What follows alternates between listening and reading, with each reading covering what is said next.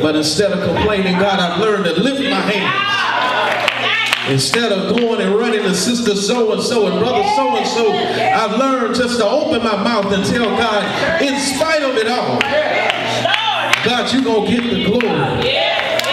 Thank you, Lord. I won't complain. Got so much to complain about. But instead of complaining, I've learned to praise Him. Anybody else in that point where instead of complaining, I've just learned to praise Him? But my body ain't feeling right. Got every excuse to say this or say that, but instead, I still say, with this old bad knee, I just make my way there. If I could just press. Somebody say press.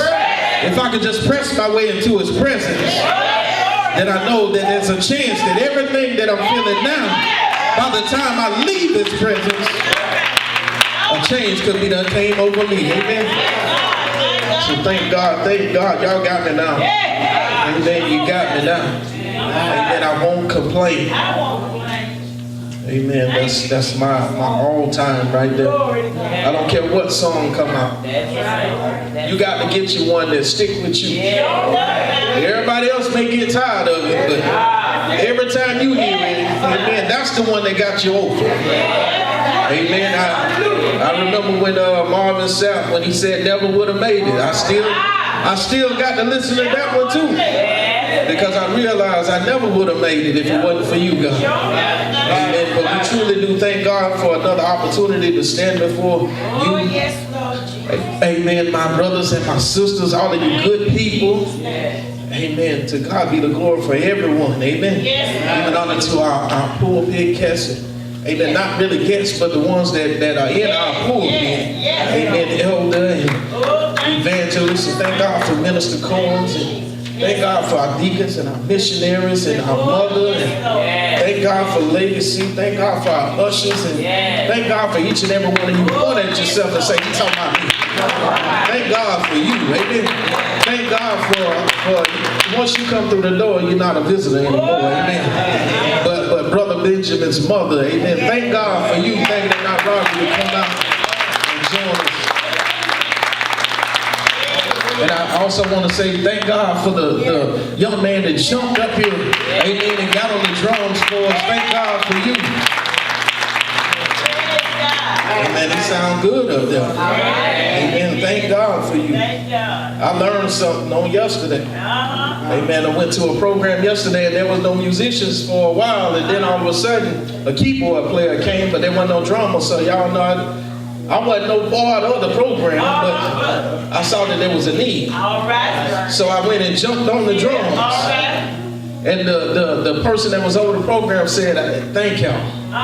If y'all wouldn't have came, I didn't think we were going to have no music. So all of a sudden, just being there and just saying there's a need. I saw he did the same thing. He walked right up. Ain't nobody have to pull him by his shirt or put a hot shot behind him like they do the cows that get in the mood. He just said there's a need and he went. So I thank God for that. Amen. But y'all give me just a little bit. I just want to get this out because God has been dealing with me since yesterday about a certain thing. All week I had something else, and then last night God threw me a curveball. Say, I want you to go this way. And I understand why. It's because there could be someone that come in your midst that they may not get that one, but they'll get this one. So today I just want to use for a subject. Just give me a moment. Just give me a moment. Now look at this. Me and Lady C yesterday, and Brother Eddie, he was joking around, but I was dead serious on the phone. We went to Red Lobster yesterday after we left the back to school giveaway, and we went out to New Hope to the program, and we was hungry, so we went to Red Lobster. I don't know why. Just ended up Red Lobster. I ain't even no Red Lobster fan. But you know, every now and then you just gotta kind of, just go treat yourself. Because you already know you're gonna spend an arm and a leg, and you ain't gonna get too much. I'm a Cedar River kind of fan. Sam St. John. That's me. I'm low class, I get it. So I tried to walk with the big dogs yesterday. Almost $60 later, I'm looking for the exit. I know my sister and Eddie talking about, well, just leave. It'll cost me more to get out of jail. I Might as well go and give them the $60. If you want us to cash after your $10, you might need to. Amen. But just give me a moment. But while we were at Red Lobster, there was something that happened. And we're going to, while I work this thing up, go over to Genesis chapter 17 to stay there for me. But there was something that happened when we got to Red Lobster. They have a crowd wrapped around, seemed like the corner, people parking this parking lot, and I'm like, oh my God, they must have got something. Come to find out they got one of them specials. You know when they have like the all-you-can-eat shrimp? They got a crab fest going on. I'm like, they ain't like the one in Wilson, is it? But they got the crab fest and all this. You can get the lobster and the crab and the shrimp. I say, my God. And we done slid in there. Didn't even know what we was walking into. And the woman at first, when we walked in, she said, it's going to be a wait. We say, how long? Then all of a sudden, somebody called on the end and said, I got a table. So we didn't have to wait no time. We walked right in. Sat down, and then our waitress came over and introduced herself. She said, I want to let you know that there's a wait on biscuits. Y'all know, first thing we get there. Red Lobster, y'all already know. You looking for them biscuits. I don't care who you are, you looking for them biscuits. And you want to ask them, why you brought this one, can you go and put me a refill in? But that way you got to keep coming back. You don't put it in now. So we sit there and she say it's going to be a wait on the biscuits and the kitchen is backed up because we got a lot of people here. So we sit there and we like, okay, that ain't no problem. All of a sudden, the biscuits came like this. What she said was going to be a long time, just like the wait. She said it was going to be a long wait. But then all of a sudden, we look around, she slided on the table. Oh, okay, but that didn't take long. It looked like it was going to take long because she said it, but it didn't. And then we turned right back around and we ordered, and she said it's going to be a while. And then Lady C said something. She said, it's better for the food to take a while to get ready instead of coming out and it's raw. I said, I'd rather wait too. I'd rather wait until everything is done. Everything is done. Don't bring me something that ain't done. Because I don't want to play the send it back thing, because I feel when I send it back, I feel somebody back there feeling some kind of way. Oh, it ain't done. No, it ain't done. Look at that thing still moving. Still got blood on it. I don't want nothing but blood on it. I want my steak well. You sitting inside, y'all cut it, blood drip out. Man, this ain't done. It may be done for you, but it ain't done for me. So I don't mind waiting as long as I'm waiting. And when I get what I'm waiting on, it's perfect, right? So I want you to keep that in your mind. Just give me a moment. God is speaking to somebody in this hour. Before we even get to the scripture, just give me a moment. There's some stuff that you're waiting on. Some stuff you've been asking God for. Some stuff that God has already said he's about to bless you with, but he said, just give me a moment. But our problem is the moment seems like forever. The moment seems like eternity. But tell your neighbor, when God says it, that should settle it. Why should it settle it? Because he is the creator of all. Nothing can be unless he says it is so. Right? Y'all looking up?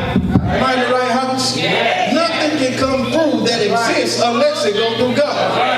Everything has to come through it. He said, I am the creator of all. Everything that's created was created by me for my glory. You may walk into it, but it's for the glory of God. Right? So just give me a moment. Take your neighbor, just give me a moment. When you look over in Genesis, and I want to work chapter 17, look at verses 1 through 10. It's better for it to take a while and be done when it comes. Than to come and then it ain't done. Gotta wait on it. Genesis chapter 17, look at verses 1 through 10. And when Abram was 99 years old, some of y'all know this story, right? The Lord appeared to Abram and said unto him, I am the Almighty God. Walk before me and be thou perfect. What's perfect? Perfect don't mean that you ain't gonna make mistakes. Perfect just means that you make a mistake and you don't stay down. You realize your mistake and get up. I realize I tripped. Now I got to get up and dust myself off and keep walking. He's telling them, be thou perfect, and I will make my covenant between me and thee and will multiply thee exceedingly. Somebody right there, God is saying, if you walk like I want you to walk it like you're talking, walk it like I designed it, I will bless you exceedingly. I don't know about nobody else, but that's what I'm chasing after. I'm chasing after God to bless me above my mind, beyond what my mind can concept or my mind can hold. Amen. I want him to, my God, bless me beyond my bank account. My bank account, it may fail on me every now and then, but bless me beyond that exceedingly. Verse 3, and Abram fell on his face, and God talked with him, saying, as for me, behold, my covenant is with thee. Tell your neighbor, God is making a covenant with you. It says, and thou shalt be a father of many nations. Neither shall thy name anymore be called Abram, but thy name shall be Abraham. There's somebody in here right now, God is changing your name. Your face is still the same. You still look the same. You still live at the same address. But I don't know about you, but I'm glad that God is changing my name. You may know me by one thing, but God says I called him mine. My name now is simply mine. Tell your neighbor, my name is mine. Why is it mine? Because God says you are his. I am mine. Amen. It says, for a father of many nations have I made thee, and I will make thee exceeding fruitful, and I will make nations of thee, and kings shall come out of thee. Now look at yourself. Look at the life you live. Look at you. It's just you. Nothing come out of you, right? But God is making a covenant that there's some kings that he's going to bring through you.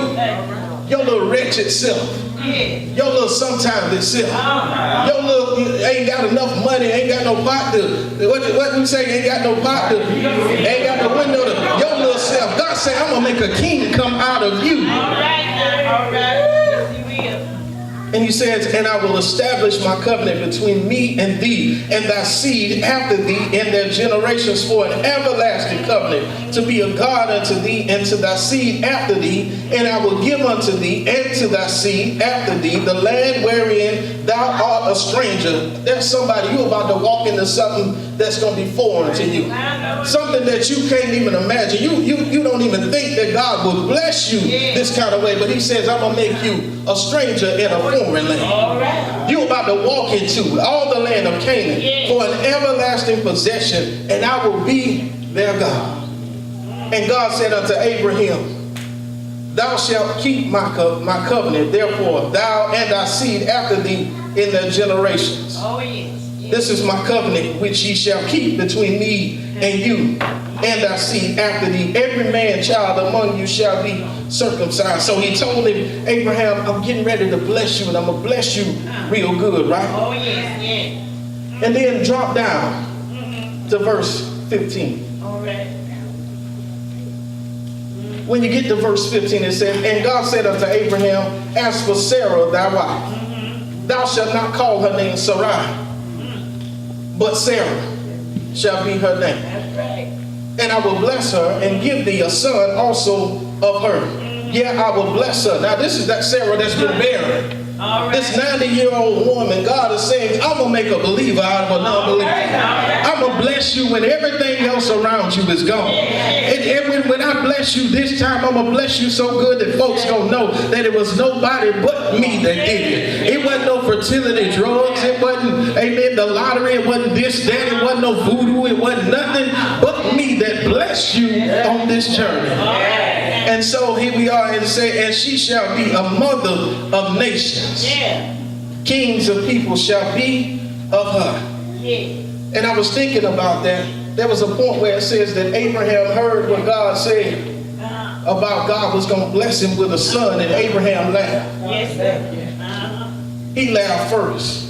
And then we know that Sarah did what? Laugh later, right? But tell your neighbor, but when God speaks something, no matter how foolish it may seem, take him for his word.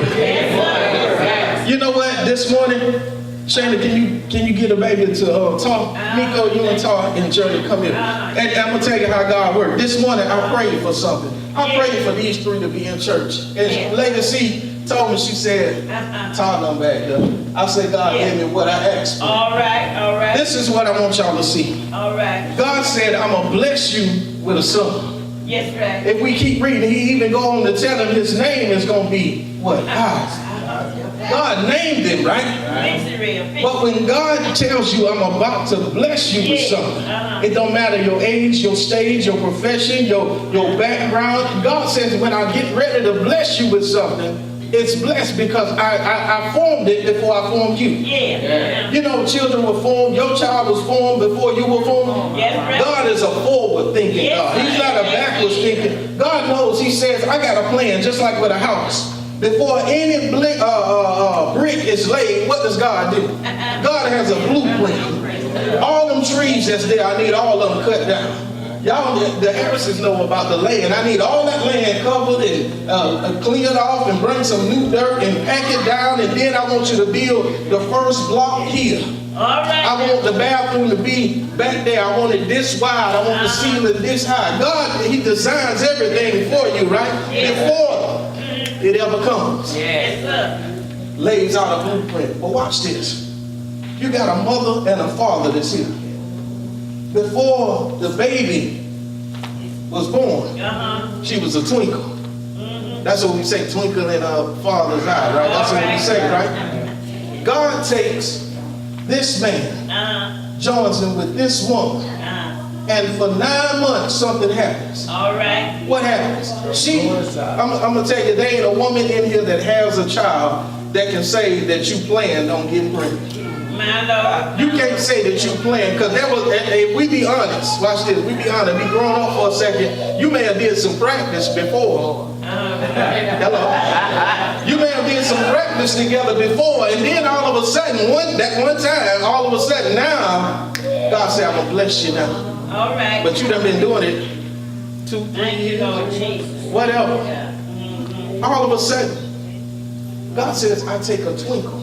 Yes, right. Abraham laughed. God, you crazy. I'm 99.